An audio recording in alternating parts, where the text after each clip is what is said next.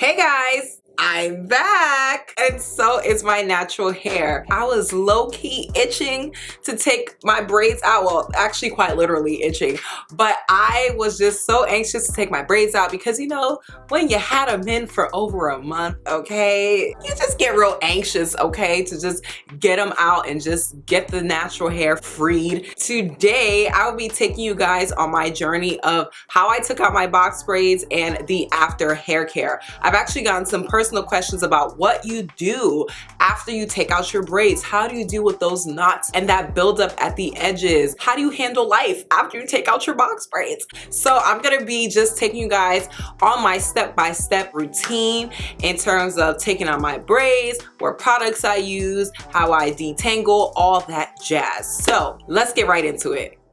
Okay, so boom, we out here, braids expired, ready to come out. Y'all see the crust? Okay, it's crust city.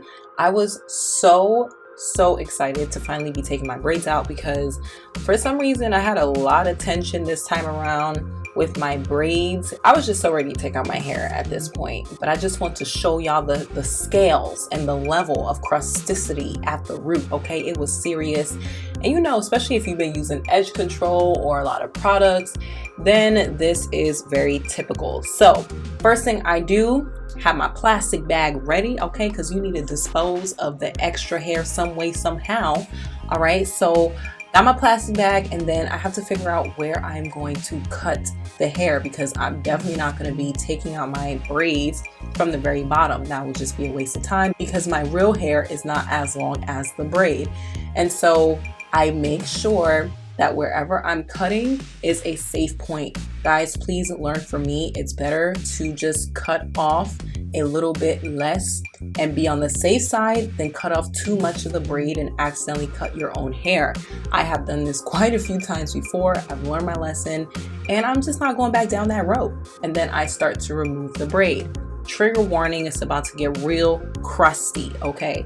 So first braid is out. Okay, we made some progress. I'm doing a little length check, trying to see, did I get a little bit longer? Did I get a little bit shorter? But it seems to be fairly a good length, so I'm happy with that. Still lots of crust. I'm sorry, this is kind of gross, but hey, you gotta see the real deal. So I am finally done taking out my braids. Free at last, God almighty, free at last. Now it's time for me to go through the process of removing the buildup and detangling my hair. And as you can see, I do have a lot of those buildup knots.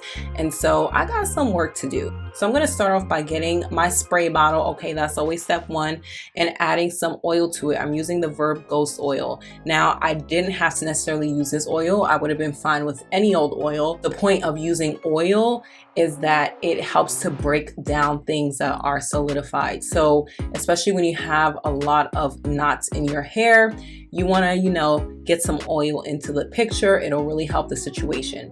So I just mix that up and spray it into my roots. Why my roots? Because that's where I see all the knotting. My hair as a whole is actually pretty detangled because before I did this style, I blow dried my hair and obviously it didn't get retangled after I took it out. So my hair is still in a very smooth state where I can just go ahead and take my wide tooth comb and detangle it without any pain or any struggle. So I'm of course doing my detangling from the tip to the root as always. And while I'm doing this, I'm allowing the water and oil mixture to really get into my roots and help break down any buildup and break down any knots that are toward my roots.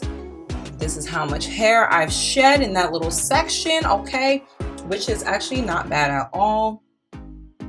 So now I am at the part where I have to start really tackling those knots and that buildup. So I spray a little bit of extra water and I've added a little bit of extra oil. Don't be afraid to add more product if you need to. And in this case, when it comes to knots that are really hard and pretty much you're gonna have to put in work to detangle, you might as well just add a little bit more oil because it really does help to soften that hardness of the knot. So that's what I did. I really worked it in there. And I prefer to, really get at this knot with my fingers rather than a comb, because when I do it with a comb, I have a little bit less control with how much pressure and how much strain I'm putting on my strands.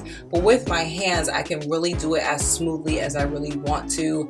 And so I would prefer to do that. I'm just maneuvering through the knot right now and taking my time. This is really important when it comes to this build up. You don't want to rush through it. You don't want to get impatient, because that's when you start pulling on your hair, start tugging on your hair. That's when it becomes painful. And I know it requires a lot of patience, but you know what? I'm trying to keep my edges intact, okay? I'm trying to keep my front hairs intact, my back hairs intact, all my hairs intact, okay? That is why I'm really taking my time to do this right now.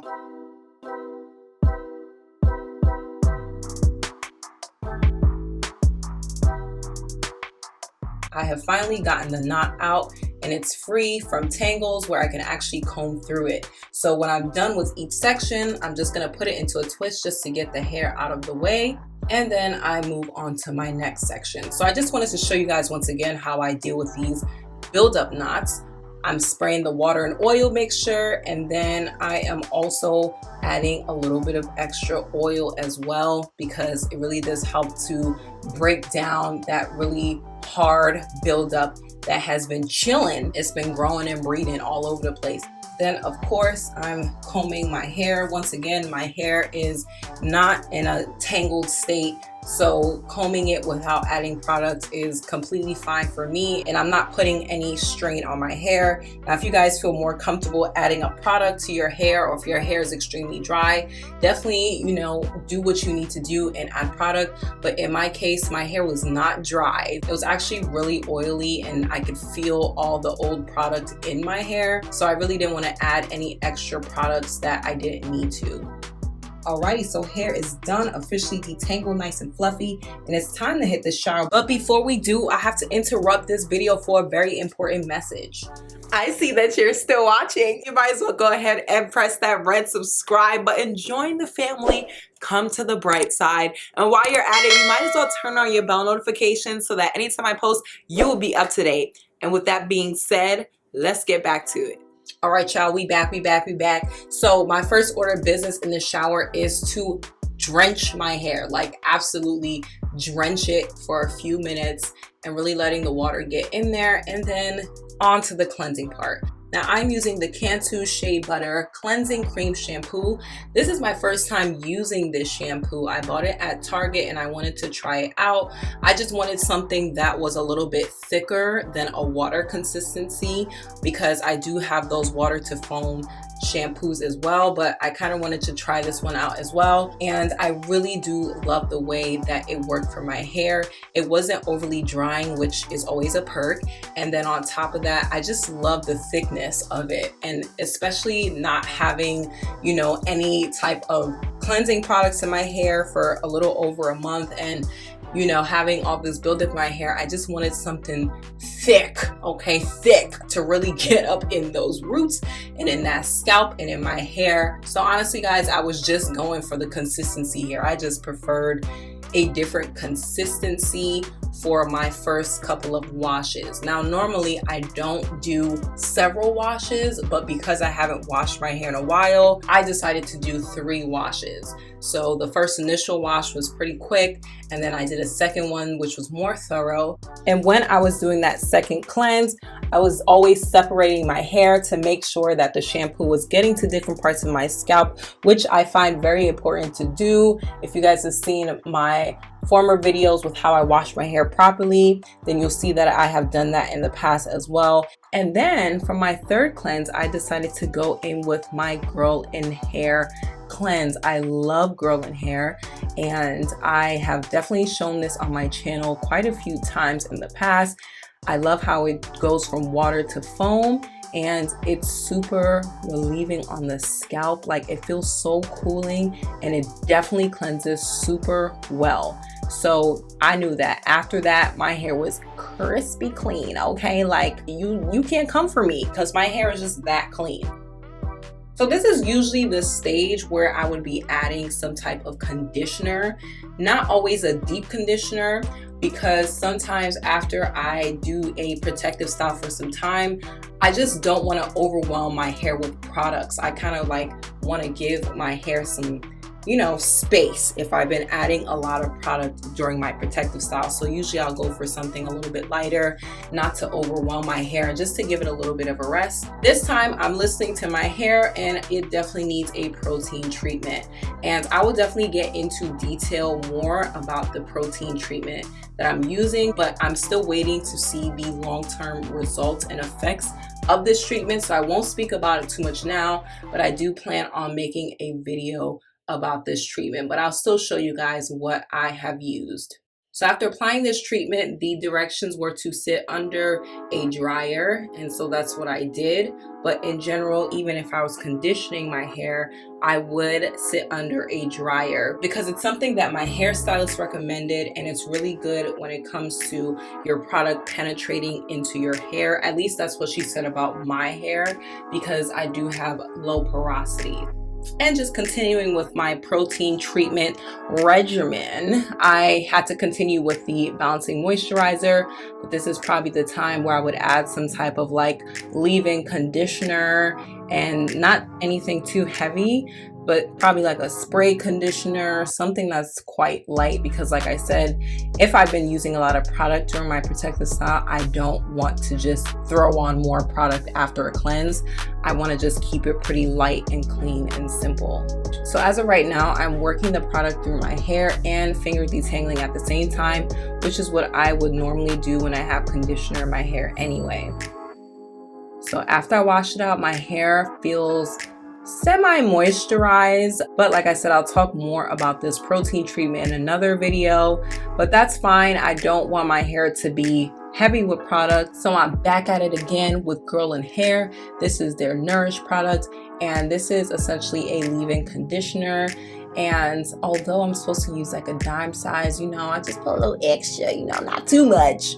I love how this product makes my hair feel because it's really not heavy at all, but it gets the job done. Like my hair still feels soft and moisturized with this, and y'all, Girl in Hair is just where it's at. And then for my scalp, I'm using the Girl in Hair Refresh, which I've used during my protective style as well. And I just want to make sure I'm massaging that into my scalp, and then I'm twisting my hair. I have always just been a big fan of doing twists just because it's easy, it's simple, and it always leaves my hair nice and curly by the time it's dried and it's ready to be taken out.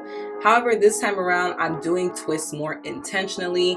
It's really because I just don't want that much tension on my scalp, and twists don't leave that much tension on my scalp compared to like braids. So I wanted something that's a little bit more looser, something that'll allow my scalp to breathe, because I also mentioned early in the video how I was experiencing a lot more tension this time around with my protective style.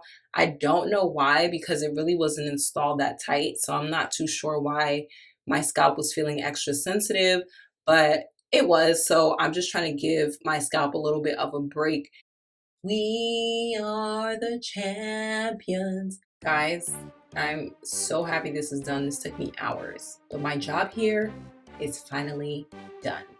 That is all for my process. This is how my hair came out, nice and curly. So for this week's giveaway, I'll be giving away all of the Girl in Hair products that I have used in this video. I'm talking full size, okay? We not doing the travel size unless we sampling, but I'ma just share the love in abundance. So I'm gonna give y'all 3 Girl in Hair products. I've mentioned before that I am a Girl in Hair ambassador. However, this is not in partnership with them. I just genuinely love their products. I've been using their products even before I became the ambassador, and I love the fact that it's tailored to actually growing your hair, treating your hair, and all that jazz. And it was made by a dermatologist. Sis knows what she's doing. Make sure that you follow the rest of the instructions below in the description box to enter this giveaway. So guys, with that being said, thank you so much for stopping by. I appreciate you. If you have any questions, comments, concerns, leave them down below in the comments box. I'll be sure to get back to you. Please do not forget to subscribe before you leave, because I'm clocking you. And don't forget to turn on your bell notifications so that when I post next, you'll be up to date. And with that being said, God bless you guys, and I will see you guys in my next video. Deuces.